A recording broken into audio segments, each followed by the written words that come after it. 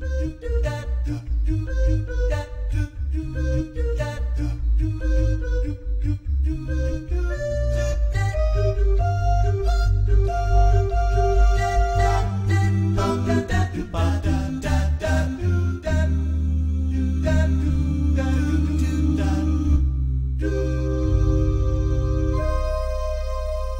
to Organic Politics. This is your host, Greeno Novakoski. Today's show is What's Hemp Got to Do with It? I'm going to introduce you to Terry L. Hester. But first, I'm going to ask her, Terry, what's hemp got to do with it? Everything. Everything that we want to have a better economy, more wages, more benefits, a healthier lifestyle. That's a lot. Yes, it is. That's a lot. Terry L. Hester is visiting us from Georgia. We're very honored to have her. She's on a fact-finding mission. She grew up first years in North Carolina on a tobacco farm. She moved to Brooklyn, New York, a trajectory that many blacks took from the South, correct? Yes. Yes, indeed. But luckily she got to go back and visit grandparents in North Carolina. Eventually she relocated to Houston, Texas, a huge city, diverse city. And now she's in Georgia, as I said. She's a mother of 3. She has 5 grandchildren. She's very proud that one of her grandchildren is a United States honor student. Terry is a business entrepreneur and the owner of several successful businesses over the past 38 years. Her focus has been on business and community development. Of late, hemp is getting her focus because she sees so much potential in it. Talk to us a little bit about what brought you to hemp. Well, Greeno, I want to say thank you for having me as a guest on Organic Politics. Our pleasure. It's a pleasure to be in your state. It's a beautiful state. Now, we want to talk about hemp. Hemp is something that I got attracted to and really deeply ingrained with about a year ago. However, I've been knowing about hemp and its cousin and other family, cannabis, for a very, very long time. Since my grandmother was a holistic person, she had 14 children, and not once did I remember any of them going to a hospital. She taught me how to go out into the forest and pick things to heal. And so growing up very early, I learned the importance of farming, cultivating the land, and loving the land, and living off the land. So as we mature, my goal is to go back to those basics and to help people also to learn the importance of giving back, going back, and being able to profit for something that is so important to us here. Great. This is hemp right here. The difference between, if you notice, it's in a shallow bucket here. The shallow hemp is normally for the seeds. It only grows about 5 feet tall, but you can harvest the seeds out of it. Okay. The other hemp in deeper soil, it could grow if you want to grow it like for the fibers. For fibers, yes. And It could grow up to 12, 15 feet. Tall. Very tall. But the great thing about having this particular hemp is that the deeper it is, it cleanses the soil. So when you grow hemp out in the field, it is detoxifying the soil? Yes. Wow. Okay.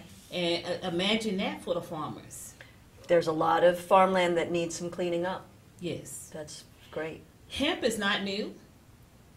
Actually, it was one of the biggest staples in the United States many years ago. I gather that it was grown throughout the colonies for hundreds of years. Yes. It was used to make all kinds of textiles. The military used it to make rope at one time. Cars. In fact, when the president, you may remember, I want to say Washington, that he made a hemp car. Car? Car. Yes, a car made out of hemp, and you can pull it up on YouTube. You can actually see. It said that Ford made a car out of hemp. It was Ford. You're thinking of Ford. Yeah, I'm thinking about all these presidents. Yeah, and Ford was like a president. Yes. But, yeah, great. And it was used again for textiles, clothing. Clothing, yeah. And be honest with you, right now there's over 50,000 uses for hemp. And we have some of them here. This is fairly heavy. Oh my goodness. Can you talk about hempcrete? Now hempcrete, this here is a solid, like cement. I can pick it up, but just barely. It is made from hempcrete, which is the fibers in the sheave that it comes out from the hemp, and it's put together with lime. This does not have concrete in it. No, that is not concrete. Because concrete has a lot of toxicity. Yes, it does. It's been very hazardous to our builders. Yeah. And the formaldehydes that's put in the walls. Yeah. So we're really sending our builders out and shortening their lives with the products that they use. Hemp is a cleaner product. It's made for walls, as you could say. Yeah. They breathe. So Ah. kids who have a lot of asthma or people who has all respiratory issues, well, when you have a clean home, Yeah. using the building with the hemp, Yeah. it provides that for them. Great. Now let's talk about the farmers, because here in Vermont, agriculture is a great stable here, Yes. and I see an abundance. Yeah. And in fact, I view Vermont as one of the forerunners, just like Kentucky, in the production of hemp. Let me back up a little bit and read something that you shared with me, which is, I don't think people have any idea how much hemp is being grown in some places. Vermont has passed a law that makes it legal to grow hemp, but we haven't really gotten off the ground yet, right? Yes. But in Kentucky, the Kentucky Department of Agriculture approved over 1,700 acres of industrial hemp to be grown by Kentucky farmers. Yes. I think I have in my other notes that 25 farmers grew hemp in 2014 in Kentucky and 127 farms in 2015. But there have been problems. Do you want to talk about those problems now? Yes. Okay. One of the issues that pretty much all the states is facing is on the federal level. Okay. The states have allowed hemp, and this is hemp seeds right there. Yeah. Yes, the states allow hemp to be grown. Right. However, it's the federal side. Okay. The state says yes.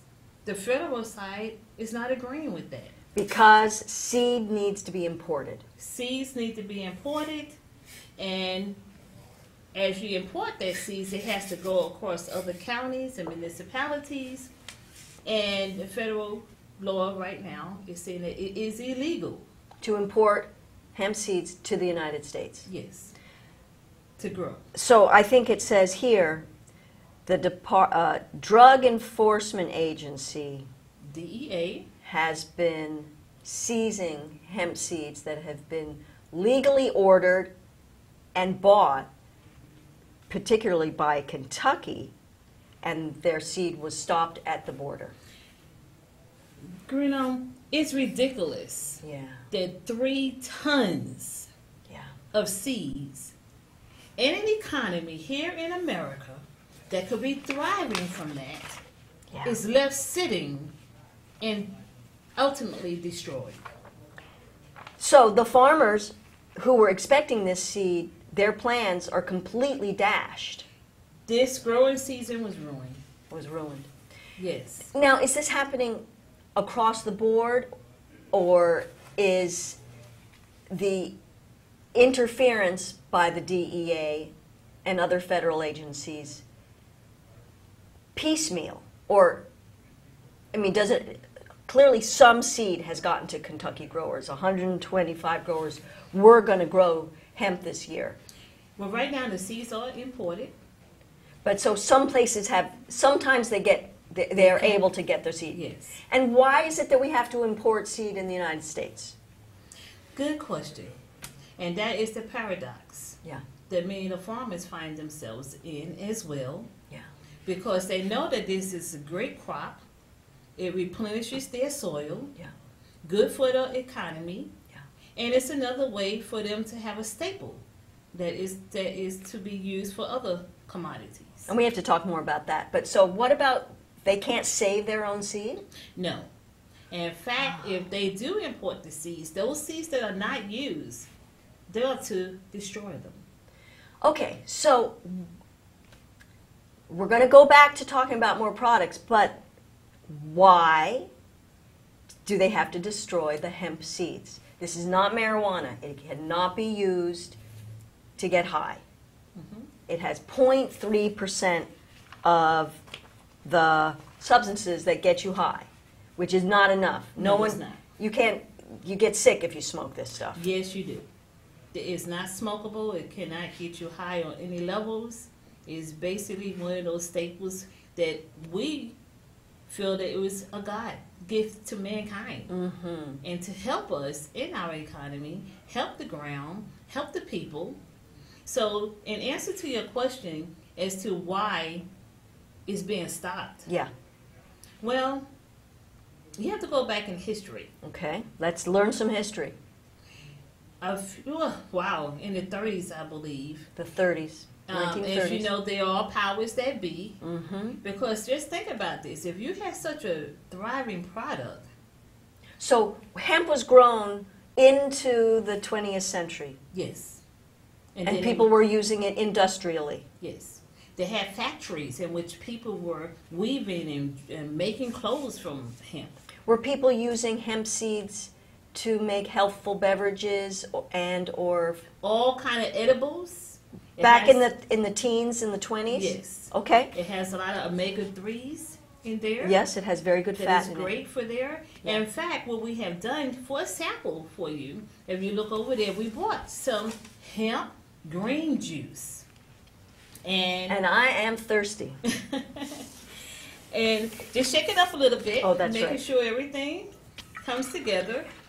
And this was made fresh. And it has the hemp leaves in there. Thank you. That's good. It's very green. Very, very green, which means it's the ideal drink for you in the morning. For those people who who like to drink their meal, I should say. Or just add to a regular breakfast. Cheers. Hempfully to you. Cheers. Hempfully green. Very nice. Now, That's good. I'm going to tell you guys the ingredients soon.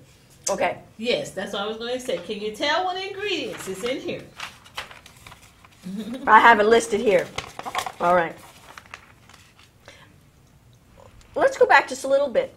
You're here with me because you learned about Emily Payton's governor's campaign. I'm glad you mentioned that. Yeah. Because Emily Payton made this drink. Yes, she did. I had the pleasure of crossing paths with Emily Payton last year when she was running for governor for the state of Vermont on one of the social media. However, one of the things that actually gravitated me to her was her future, with her things that she wanted to do in the future of hemp. Okay. And some of the things that she wanted to see done here in Vermont. And if elected governor, she wanted to put those initiatives forth. Yeah. And I saw it as a way to help and stimulate the economy. Yeah.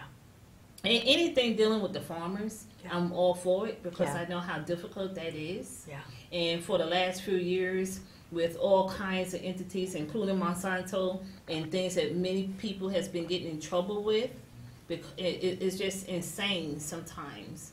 But I became interested because I liked what she had said concerning the hemp and things that she wanted to do. Okay. So I contacted her actually while she was running, And a friendship was started, and actually I became her business consultant for her company, for her campaign actually as she was running, but it was towards the end. But I was interested in what she wanted to do as far as hemp is concerned. Okay. So we reached out, we spoke. She drew this great picture of what could be done even for eco communities, Yeah. having people come together, and hemp could be the main staple being grown on a farm. To support a community of people living on the farm. Exactly. Is that, I think I've heard a Eco little bit of communities. an Yes. eco community centered on the cultivation of hemp. Of hemp. Great. And I liked her ideas and her vision, and I wanted to work with someone like that. Yeah. So here we are now. Actually, my trip to Vermont, I am on a fact-finding mission. I'm always a student, so I'm learning. Mm-hmm. So I could be able to pass this to my other communities. Yeah. Like you noted, I recently moved to Georgia. Yeah. However, I had the privilege of speaking to the sustainability director that works at the mayor's office, along with other organizations that's in the cannabis and the hemp industry. The mayor's office, so Atlanta? Yes. Okay. And believe it or not, she is pro. Hemp. Yes, she Great. is. Great. And she knows the governor here of Vermont. I didn't know that. And she worked with us on another community project. Great. So with that, my idea coming here to Vermont is to be able to learn with the farmers how they feel, Yeah. the obstacles that's in their way, and actually take the plug out. Take the plug out of local governments, the federal government, And who let is things hindered, flow. and let it flow. Yes. Let it flow. Should we talk about what's in the drink or talk about how to, I mean, basically the problem is that there's not enough seeds out there There is not enough seeds. because the states allow hemp to be grown, but the feds don't allow the seed to be saved. Which makes farmers nervous. It makes them very nervous because, okay, yes, on one side I'm doing is okay, but what if the feds come in and Yeah. seize? Yeah. So this has been a paradox. Yeah. So my goal, as well as my other side of me as a community coordinator, is to go and talk to those and see what we could do as the people to unplug that, Yeah. so that they could work fluidly together. Yeah. Because if on one hand, if you're saying our economy is this, and then another hand is being presented, we have all the history and all the data.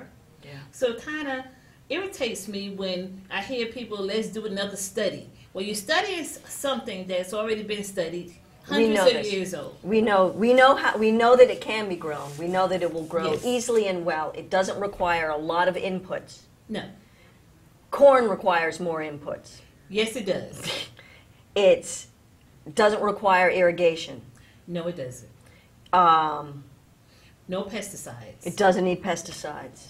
That's a huge savings right there. Huge savings for people. All right. I'm just going to say what's in this delicious drink so you can have some. Yes. You need to drink some. All right. So, hemp, leaves, oil, and seeds. Hemp oil, yes. Hemp seeds. And- it's a jar of seeds, as you mentioned, the seeds that went into that. They were imported. Cider, aloe juice, lemon, black cherry concentrate, kale, our other favorite green thing, and spirulina, another green thing. But this is just Emily's recipe, Hempfully Green's recipe. You could make a lot of things with hemp, and people know this, I think. Yes. And you can find out online Yes, you can. a lot of things to make from hemp. All right, so if you could find the seeds, you could grow hemp anywhere in Vermont. Is that right? Do we know that? That Well, the state allows seeds to be grown The- in Vermont. but you have to get the seeds. You had to get it? Yes. And if you're a farmer, you need lots of seeds. Yes, you do. So my goal here is, as we're positioning for an industry that we already know has opened compared to what was happening a decade ago, It has advanced very well. And so we are looking for the advancements even on the federal level. The laws is pretty much changing right now. And would it be advisable for us to let our Senator Leahy and Senator Sanders and Congressman Welsh and your AG, your agriculture, and our agricultural secretary, people from Vermont should communicate with our national legislators to say, stop the federal prevention of seed importation for hemp. We can't get this industry going, and we need it going. In fact, there's a growing number of people who doesn't want any federal involvement at all. Yeah. Because they have a long history of what happens when they're involved. That's what we were going to talk about a little while ago. We started to talk about hemp is being grown in the United States successfully and processed. There are factories in the teens and the 20s. And then reefer madness. The movie, yes. The movie and the whole hysteria. Yes. Okay. Will you talk to us about that? Reefer madness was a campaign, involved a campaign, which demonized the plant. Yeah. Mainly marijuana, cannabis, and it's hard to separate one from the other one. They're the cousins, you might as well say. Yeah. And it was projected that with the consumption of marijuana, blacks and Mexicans would rape, kill, and murder their children, Caucasians. So it became demonized. So you're telling me that this whole thing of the movie Reefer Madness, and I'm going to go watch it someday, but this was shown in movie theaters. A lot of people saw it as a kind of a news clip, and it actually brought in the issue of blacks and brown-skinned people doing violence against white-skinned people. So it has a whole racial component to it. Yes. And from further input and talking to retired DEA workers, and I asked them some questions about that, and they were like, I'm like, I believe this whole war on drugs is not true. It was something made up to fill the jails, and America now has one of the largest incarceration of mostly people of color. Yes. That's there. Yes. And when it comes to the charges, it's marijuana. Oh, yes. It's non-criminal. Yeah. So I'm like, but why do all this money is spent like this? And they like, well, go for it. Just think how many people follow the money. That's what, in essence, they said. Follow the money. And in 2015, I think it's a travesty. Yes. For us as people, we have not come to terms with one another. We haven't come to terms to realizing that there's a game being played, an illusion that has been thrust on the American people to cause this rest. Because this is a great example. And this have nothing to do. One of the greatest things I like about being in this industry, it has brought so many of us together, irregardless, irrespective Of race. Yes. So it's allowing some coming together of camps that have been purposefully forced aside and forced, you used the word disrest, unrest. Yes. And one of the other things I wanted to point out to your listeners as well is that we have to take control and think for ourselves. Not what the media has put forth, but go out, and I'm speaking from my own experience, and meet people, talk with people, and get your own input, not something that has been deeply ingrained for years. Marijuana and cannabis is actually a communal, things that facilitate people coming together. Well, if you come together, you have peace. Well, there's no money in peace, now is there? Oh, boy. That's Terry, another. boy, we've just touched on racial issues, issues of conflict, marijuana being a positive, Yes. and we're going to talk about that hopefully in another show. So please tune back in, viewers. So I am super pleased to have Terry L. Hester with us for another show. Thank you for listening. Thank you to Fact TV, where they say, don't just watch television, make it. This is your host, Guido Novokoski. Goodbye for now. Thank you again.